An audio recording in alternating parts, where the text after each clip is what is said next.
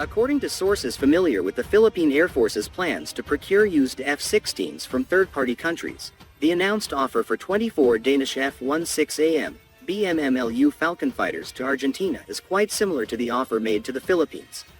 24 units were offered, although final numbers will be up to the Philippines, with some sources saying the PAF was actually looking at 28 units. The sale will be administered by the U.S. Department of Defense, and multi-year financing was also offered, which would allow the DND and DBM to just release a small amount that it won't break the bank. Additional costs will go for the acquisition of munitions, which in the Philippines case would involve AIM-9X Sidewinders and AIM-120C7 AMRAAM, similar to the offer made on new F-16 Block 70 Vipers, and most probably also for AGM-65G2 Maverick air-to-ground missiles and AGM-84 Harpoon anti-ship missiles. The deal also includes spare parts which would be provided as part of U.S. foreign military financing, as well as training of PAF personnel. It was also noted to us that this offer was far cheaper than Israel's offer to sell the F-16C D Barak 2020, which is more than double the price. But what the Israelis were assuring is that the Barak 2020s are more capable and longer airframe life left than the Danish F-16 BMMLU Falcons. The deal will be separate from the ongoing multi-role fighter acquisition project, which is now in contention between the F-16 Block 70 Viper, JAS-39 Gripen E, and others, as well as its own munitions component. In the end, it's all tied up to waiting for the finalization of the new government procurement law, which not only speeds up procurement process but will also allow the acquisition of used but modern assets as long as it meets the law's parameters in terms of usable lifespan left.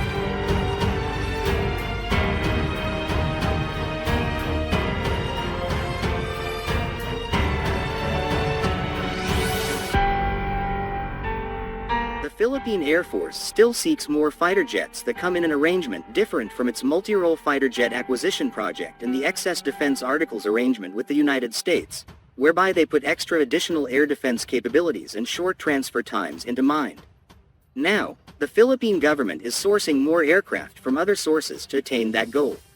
The leadership within the Philippine Air Force aspires to get more capable multi-role fighter aircraft for the longest time, both since they retired the older Vought F-8 Crusader and the Northrop F-5A-B from service, and since the entry of the newer FA-50PH from Korea Aerospace Industries that brought the air service branch back to the supersonic age once again, with the latter renewing that interest for that more capable aircraft for Philippine air defense and patrol operations. This is the same point of waiting for a longest time, as said in a recent interview made by CNN Philippines to the Philippine ambassador to the United States, Ambassador Jose Manuel Romualdez, whereby the Philippine government is now actively negotiating to their counterparts to the United States in securing more F-16 multi-role fighter aircraft, as this comes as part of the armed forces of the Philippines' ongoing modernization efforts in line to the current government policy of improving its external defense posture. In a separate interview, the Philippine ambassador to the United States pointed out that the acquisition of new F-16 Viper aircraft may come as a costly one, saying that it may require more than half of the country's annual budget, 27.5 billion Philippine pesos for the year 2023, and they are now looking to other sources of getting such aircraft like the country of Denmark in Europe. This likely refers to the prices provided under the multi-role fighter jet acquisition program. Currently, the multi-role fighter jet acquisition program has the Saab JAS-39 Gripen being the frontrunner of the project, with the only pending step left is on the ratification of the Memorandum of Understanding signed between Sweden and the Philippines by the Swedish Parliament. The time is running out for both sides to keep it stuck, and as reports suggest, the United States may provide an enticing arrangement that will ultimately help the Philippine Air Force secure its squadron of new F-16 Vipers.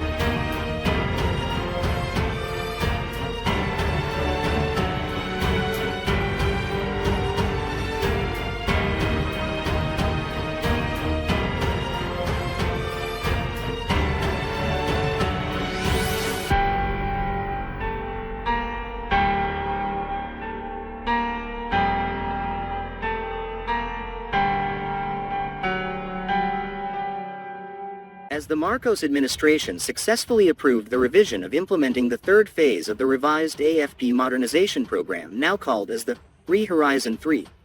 it is not surprising that the armed forces of the Philippines, specifically the Philippine Air Force, and with the support of the Department of National Defense and the national government at large, is gunning to get more multi-role fighter aircraft for the country's air defense purposes, with the eyes primarily set on the F-16 fighter jets.